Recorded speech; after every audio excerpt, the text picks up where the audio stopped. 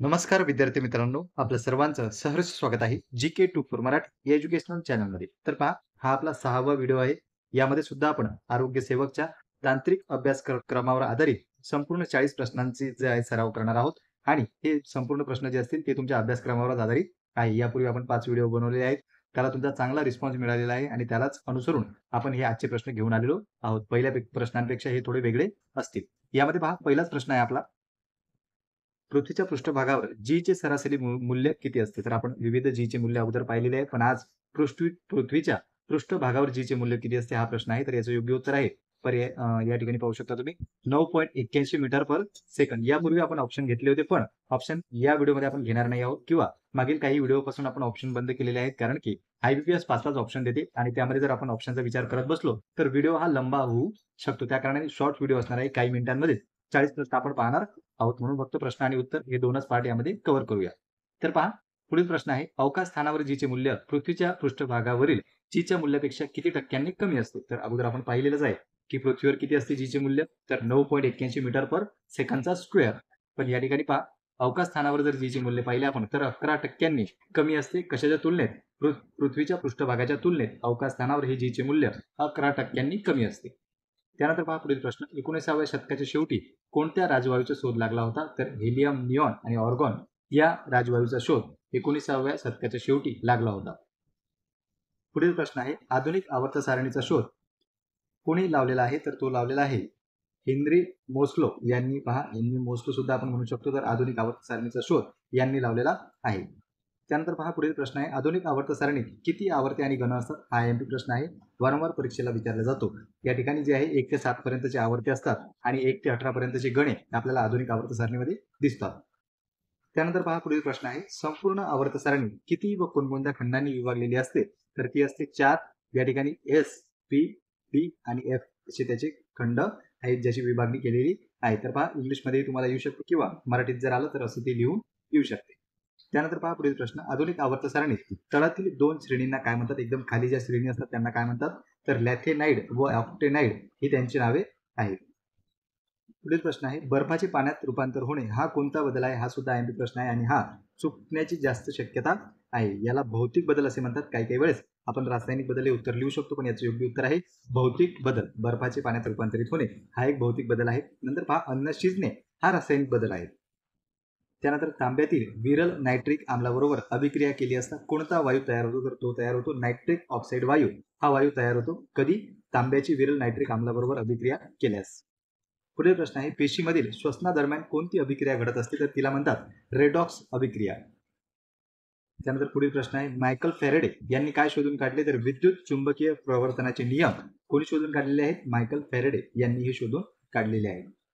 पुढील प्रश्न आहे, 40 डिग्री सेल्सिअस तापमानाच्या 1 kg कोरड्या हवेत जास्तीत जास्त किती ग्रॅम पाण्याचे बाष्प सामावू शकतात?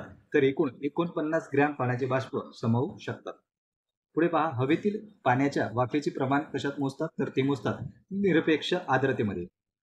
आणि पहा, निरपेक्ष आर्द्रता कशात मोजली जाते? तर ती मोजली जाते kg मीटर आणि त्याचा या ठिकाणी पाहू शकता तुम्ही घन.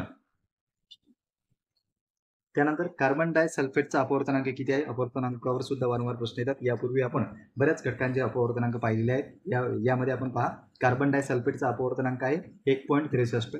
त्यानंतर खनिज मिठाचा अपवर्तनांक जर पाहिला तर 1.54. यावर 100% एक प्रश्न विचारलेला असतोच.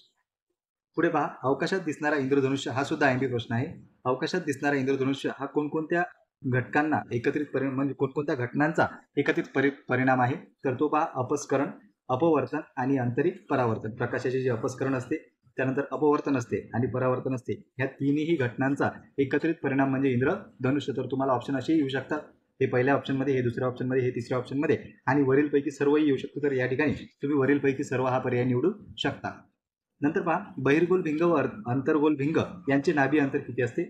तर जो बहिर्गोल भिंग असतो तो धन स्वरूपात असतो आणि जो अंतर्गोल भिंग असतो तो ऋण स्वरूपामध्ये असतो.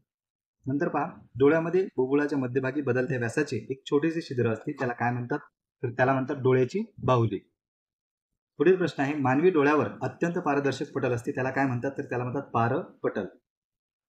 पुढील प्रश्न आहे, डोळ्याच्या आतील पडद्यावर प्रतिमा जी आहे ती कशी दिसत असते? तर ती असते वास्तव आणि उलट. पण कशावर? डोळ्याच्या आतील पडद्यावर. पुढील प्रश्न पहा, कार्बनी संयुगांमध्ये आंतररेणवीय बल कसे असते, तर ते असते क्षीण. आज जवळपास किती कार्बनी संयुगे ज्ञात आहेत, तर 10 दशलक्ष कार्बनी संयुगे आज ज्ञात आहेत. पुढील प्रश्न आहे, बेन्झीनचे रेणू वस्तुमान किती आहे, तर 78. साखरेचे रेणू वस्तुमान किती आहे, तर 342.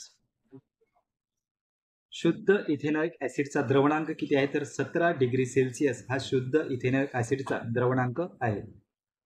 पुढील प्रश्न पहा, सामान्य इथेनॉइक ऍसिडला कोणत्या नावाने ओळखले जाते, तर ऍसिटिक ऍसिड या नावाने सामान्य इथेनॉइक ऍसिडला ओळखले जाते. पुढील प्रश्न आहे, पॉलीइथिलीनचा वापर कशासाठी केला जातो, तर पिशव्या आणि खेळाडूंचे कपडे बनवण्यासाठी पॉलीइथिलीनचा वापर हा केला जातो. पुढील प्रश्न आहे, पॉलिस्टायरीनचा वापर कशासाठी केला जातो, तर थर्मोकॉलच्या वस्तू ज्या बनत असतात त्यासाठी पॉलिस्टायरीनचा वापर जो आहे तो केला जातो. त्यानंतर पहा, कॉलेज ऑफ इंजिनिअरिंग पुणे येथील विद्यार्थ्यांनी 2016 मध्ये इस्रोच्या मदतीने एक उपग्रह अवकाशात पाठवला होता. त्याचं नाव काय होतं, त्याचं नाव होतं स्वयं. अवकाशमुळे आपल्याला स्पेशल टॉपिक जो आहे तो दिलेला आहे सिलेबसमध्ये, त्या कारणाने हा प्रश्न महत्त्वाचा ठरतो. पुढील प्रश्न पहा, चंद्रापासून पृथ्वीवर प्रकाश येण्यासाठी किती वेळ लागतो, तर फक्त 1 सेकंद एवढाच वेळ लागतो चंद्रावरून पृथ्वीवर प्रकाश येण्यासाठी. पुढील प्रश्न आहे, एज्युसॅट उपग्रह कशासाठी वापरला जातो, तर 100% तो शिक्षण क्षेत्रासाठी वापरला जातो. नंतर पहा, कोणाला अंतराळ कार्यक्रमाचे जनक म्हणून ओळखले जाते, तर त्यांना म्हणतात विक्रम साराभाई हे अंतराळ कार्यक्रमाचे जनक आहेत. आणि विक्रम साराभाई यांच्या नावावर स्पेस सेंटर सुद्धा आहे, तर ते कोणत्या राज्यात आहे, केरळमध्ये. हे लक्षात ठेवा, हाही प्रश्न कधी कधी विचारला जातो. पुढील प्रश्न आहे, महिलेच्या रजनविवृत्ती पर्यंत साधारणतः किती अंडपेशी अंडाशयातून बाहेर पडत असतात, तर 400. गर्भाशयातील वाढीच्या काळात अन्न पुरवठा करण्यासाठी कोणता अवयव तयार होत असतो, तर तो अपरा. पुढील प्रश्न आहे, बॉम्बे नॅचरल हिस्ट्री सोसायटी कुठे आहे, तर मुंबईला. चिपको सेंटर कुठे आहे, तर तेहेरी गढवाल या ठिकाणी चिपको सेंटर आहे.